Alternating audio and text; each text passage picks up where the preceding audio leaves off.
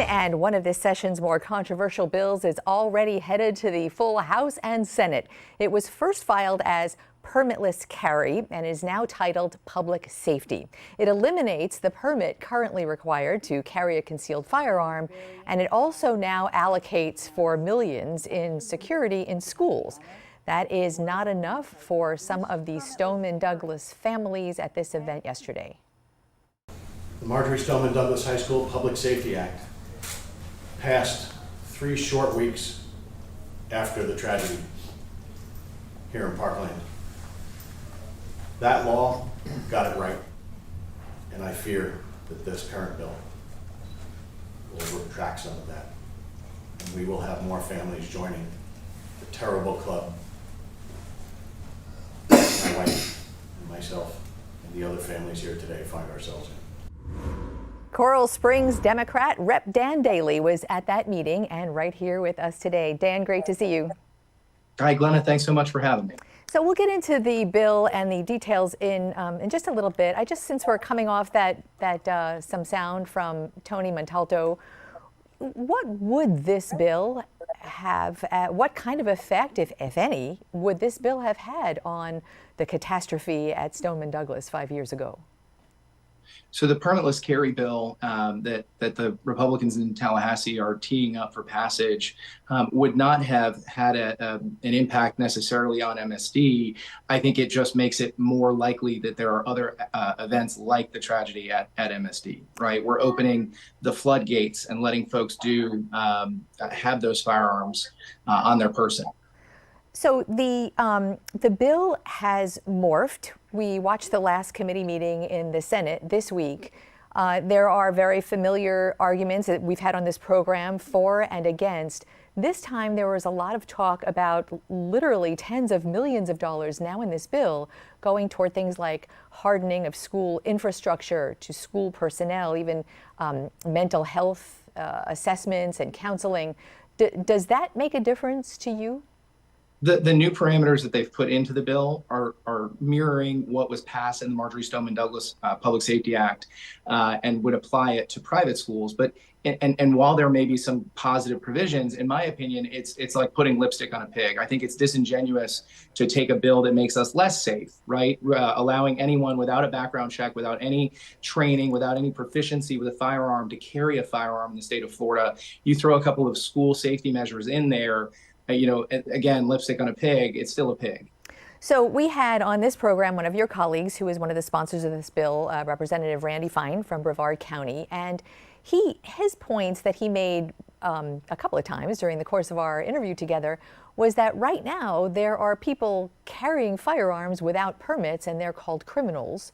And this bill doesn't stop them. The lack of bill doesn't stop them. So what's the difference? I think I'm characterizing what he said in sort of a valid way, and my apologies to him if he thinks I'm not. But that was, he made a point. Like there are people who don't listen to laws. They're carrying permitless right now. Glenna, under that logic, under Representative Fine's logic, why do we have laws at all?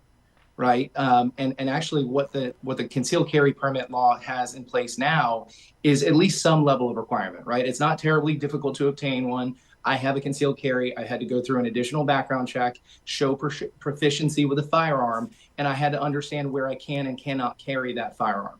Right. That's the base level. That's the bare bones, if you will. So if they're saying that, well, there's not much in place now, so let's just do away with it, we should be doing the opposite. Let's have a real conversation about training those individuals who are allowing to carry a firearm anywhere in the state. I think what is most damning to me about this bill is if you buy your gun from a private sale, right, or the gun show loophole, there's no background check.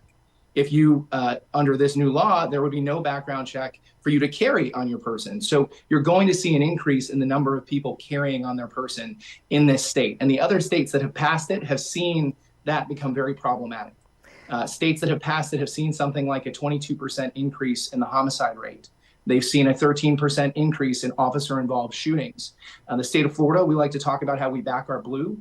And we should support our law enforcement officers, and we should listen to them on this issue, because by and large, the officers on the street are opposed to this issue, just as they have been in the other states that have passed permitless carry.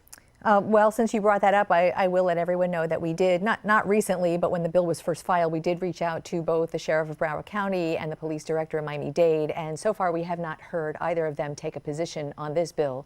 And the stats that you raise, we've seen, and there are, I suppose, are stats that there are on the other side, and it's just a matter of parsing through the numbers and seeing what you believe. There are 2,831,000 concealed weapons permits in Florida right now. Senator Lauren Book in committee brought up how 7,000 permit applications were denied. Is that a concern to you at all? That is, and that goes back to what we were talking about before, right, Glenna? There was at least something in place that prevented an individual that should not be able to carry a firearm in the state of Florida to prevent them from doing so. We're removing that. We're removing any requirement whatsoever and allowing basically a free-for-all. So back to your original question, do I think, or what do I think that impact would have had in the situation at MSD? I think we're going backwards. I think post MSD, you saw the passage of the Marjory Stoneman Douglas Public Safety Act. That was a step in the right direction. With proposals like permitless carry, like the proposal that came out last week to reduce the age back to 18 years old to purchase a long gun, you're seeing us go back in time in the state of Florida, and it's truly unfortunate.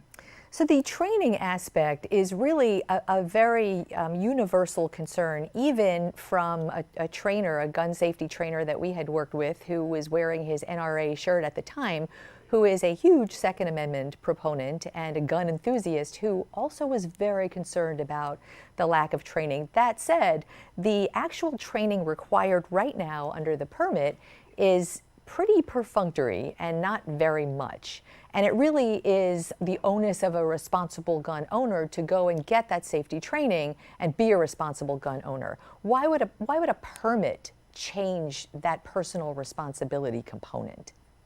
Sure. Look, if we have a problem with the current training, maybe we should increase the training. Maybe we should make a standardized training program through FDACs, right? There are options there. Just doing away with it because it's a bare minimum isn't the right answer. In the state of Florida, you require 240 hours of training to do nails. You require 600 hours of training to do nails, hair. like manicure nails? Correct. To be a nail technician in the state of Florida, you need a license and you need 240 hours of training. To cut hair, you need 600 hours of training. If this bill passes, you need 0 hours of training to carry a concealed firearm anywhere in the state. Well, I guess the argument to that might be that there are no nail salons or hair cutter requirements in the Constitution, and so that might be, an argument there. Jamie's Law, you are refiling. That would be named after Jamie Guttenberg, one of the young victims at Marjory Stoneman Douglas High. That would require background checks for ammunition sales. What are your colleagues on both sides thinking about that this session? It has been, I say an honor, but unfortunately it was a massacre that brought us together. It's been an honor to work with Fred Guttenberg, Jamie's father, over the years on Jamie's Law. I have filed it for the last 3 years in the legislature, and unfortunately it's never seen the light of day. And I think that's really problematic, because when I look at something like Jamie's Law requiring a background check on ammunition, that should be the low hanging fruit, right? Reasonable gun reform. I'm a supporter of the Second Amendment. You heard me mention I have a concealed carry. I'm not coming for anybody's guns. I just want to make sure the people that aren't supposed to have them and aren't supposed to have the ammunition for them, we don't make it easy for them to get it. Right. Well, right now, you go in to purchase a firearm. There's a background check. They verify who you are and that you're eligible to get it. But that same individual can walk into any store and purchase as much ammunition as they like, and no one would ever know whether they're allowed to actually carry that or not. Dan Daley, great to have you again. Thanks so much for being with us. And like we keep saying to everyone, we are so watching what's going on in Tallahassee. Thank you. Thank you.